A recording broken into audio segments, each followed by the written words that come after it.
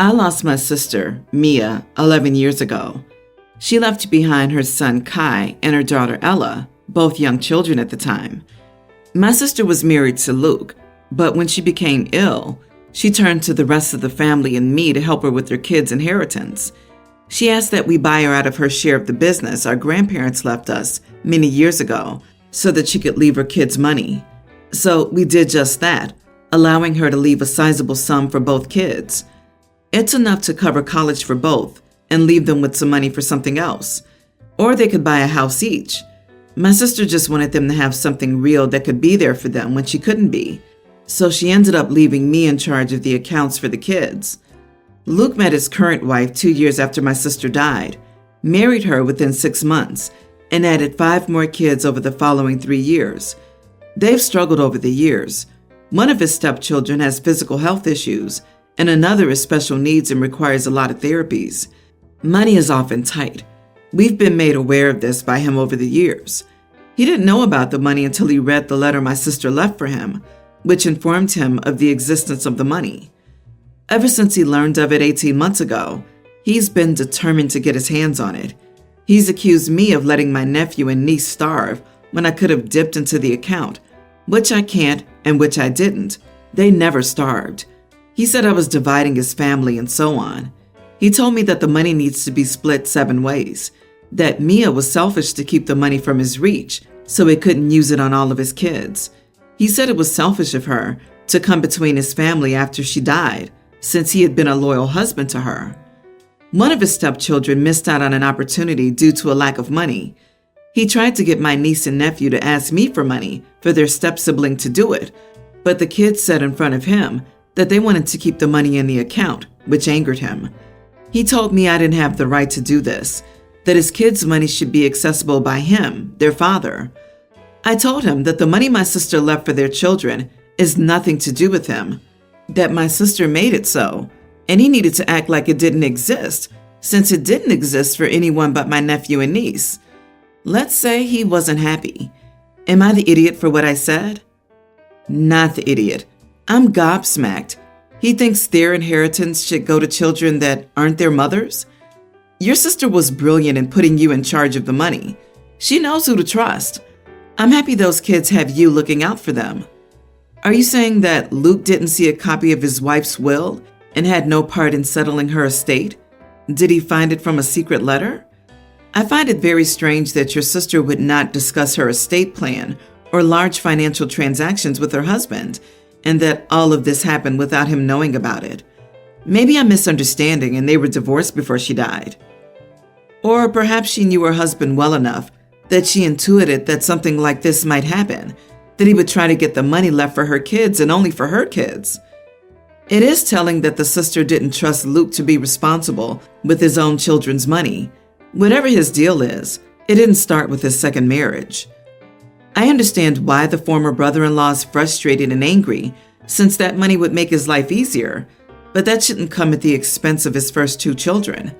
Children shouldn't be responsible for supporting their families financially, and taking their inheritance is just another form of that. That money was intended as a trust for her kids, with you as trustee. You would violate your legal obligations as a trustee to use this money in a way other than how she set it up.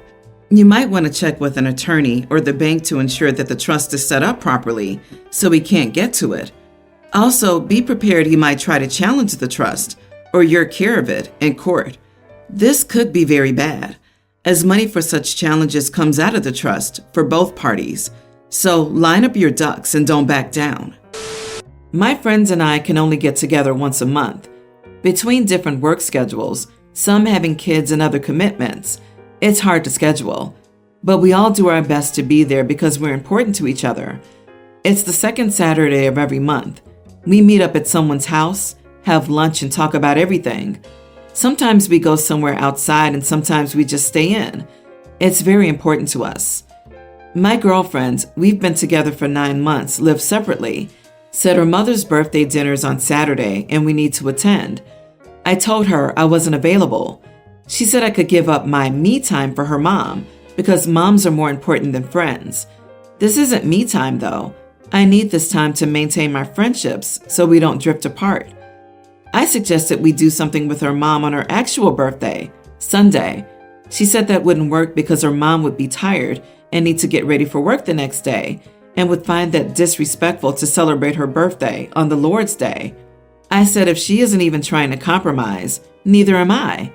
She thinks I'm being an idiot. Am I? Edit. Dinner's at 4:30 and a 2-hour drive away, and I have to come back home to get ready so we can drive over together. So I would have to be home by 2 a.m.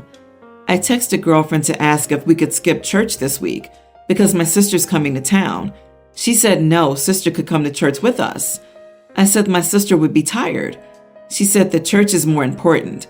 I asked, so it's church, family, friends. She asked if this was about my friends, and I said yes.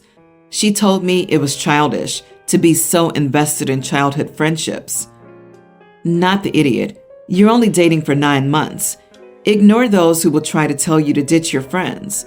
You are not the idiot. And that part where you asked to skip church has shown me. Girlfriend is the controlling type. Dump her. You must come to Mother's B-Day and ditch your friends. You must go to church. Yeah, no red flags here. Relationships are mostly about compromise, and skipping one gathering with friends would not be the ends of the world. But girlfriend is orders of magnitude worse than you in compromising. You've been together 9 months. Do not live together. This will be a formal dinner starting at 4:30 with a 4-hour drive there and back, sprung on you last minute, with no willingness to compromise if you're wanted there. Nope, no can do. You all have a great time. I'll see you when you get back. Remember that he's also expected to have his hair done to his mom's liking, and the girlfriend insists on driving together because it would be humiliating if they arrived separately. I can't imagine how stressful it must be to spend time with that family.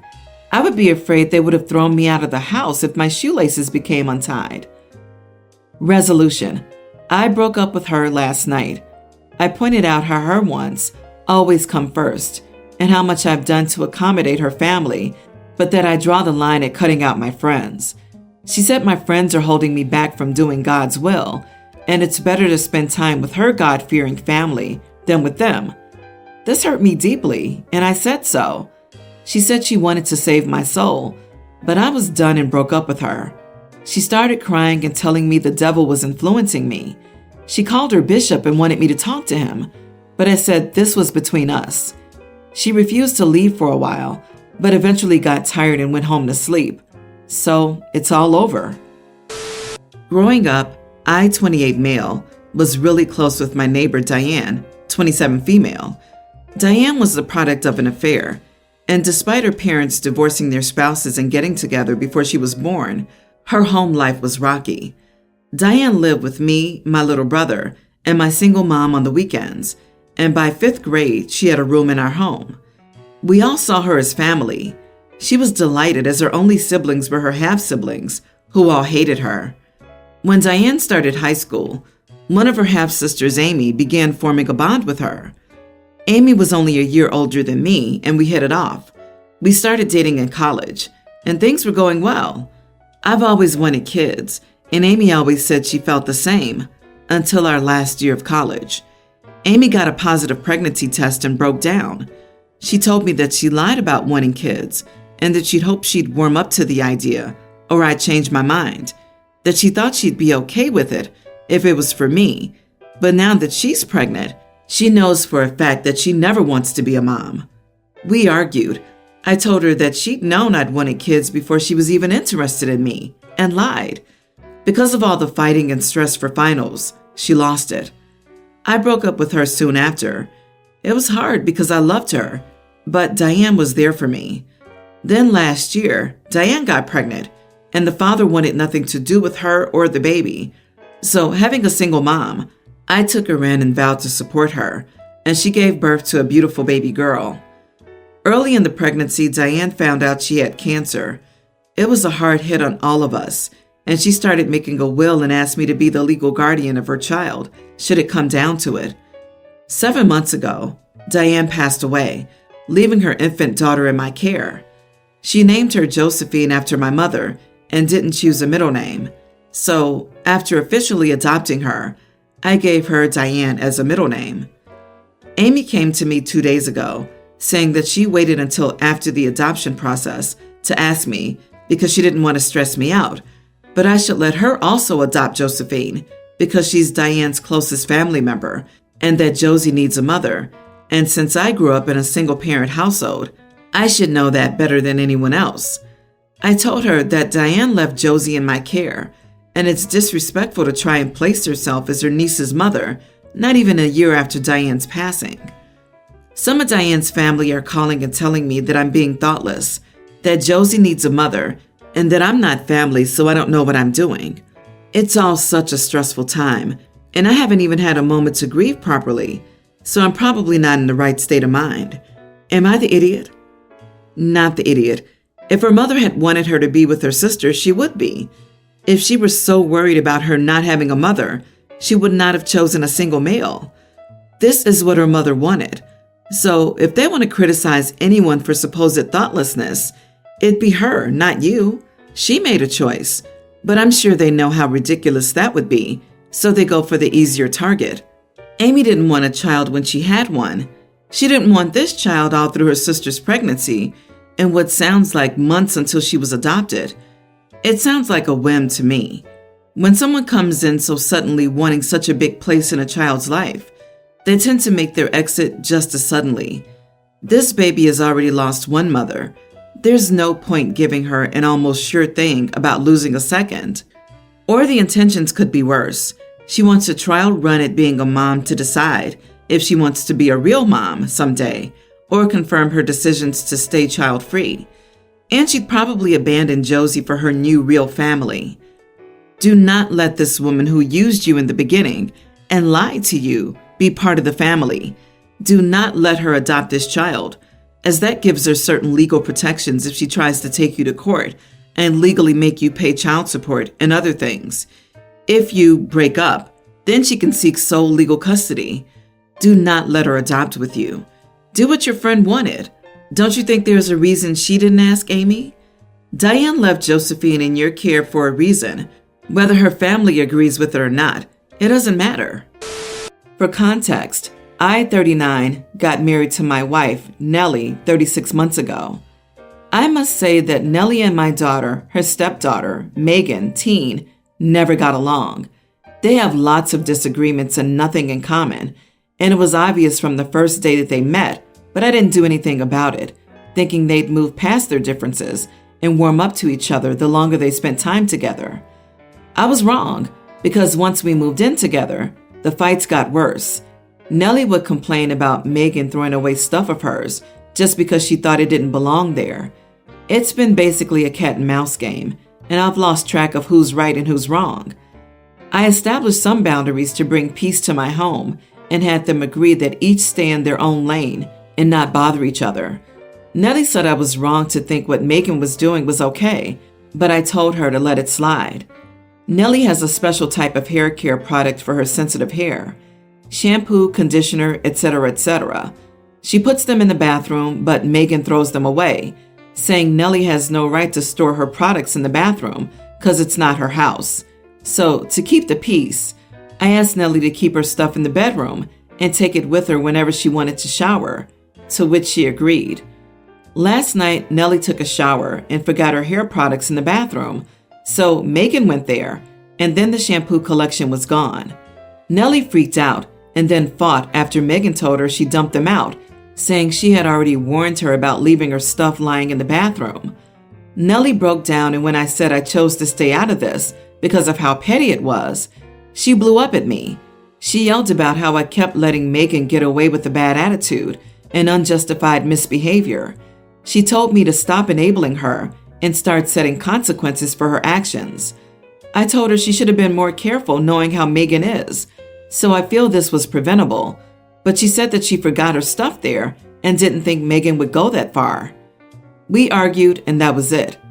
Megan is acting nonchalant despite me talking to her, and Nellie went to stay with her parents, saying I need to step up and do something. So, am I the idiot?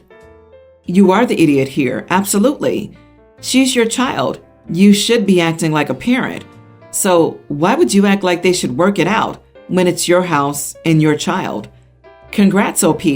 You are a crappy husband and a crappy father. They're married, but it's not her home. He's okay, she said that? She has to live like she's in a dorm room? What's wrong with OP? This guy's letting his daughter go ape on his wife. God, I hope she leaves him. LOL, yes. You are the idiot. Control your child. It is your wife's house too, and she should certainly be able to leave her hair care in the bathroom all the time without fearing it'll be thrown away.